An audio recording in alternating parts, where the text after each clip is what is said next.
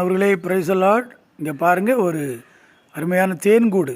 இது நிறைய இடங்களில் இந்த தேன்கூடுகளை பார்க்கறது கடினம்.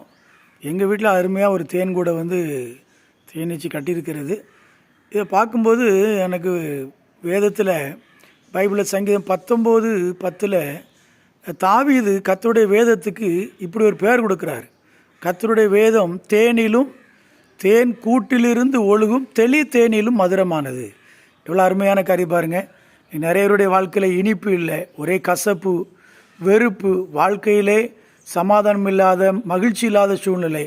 இப்போ அதெல்லாம் மாறணும்னா இந்த தேன் மாதிரி தேன் கூட்டிலிருந்து ஒழுகும் தெளிதன் போல் கர்த்தருடைய வேதத்துக்கு நம்ம இடம் கொடுக்கணும். கர்த்தருடைய வேதத்தை அப்படி நம்ம உள்ளத்தில் ஏற்றுக்கொள்ளும் பொழுது வாழ்க்கையில் கசப்புகள் மாறும், சுவையான சூழ்நிலை ஏற்படும். அந்த அனுபவத்துக்கு வேதத்தை தாங்குங்க. கர்த்தர் உங்களை ஆசீர்வதிப்பார். ஆமென்.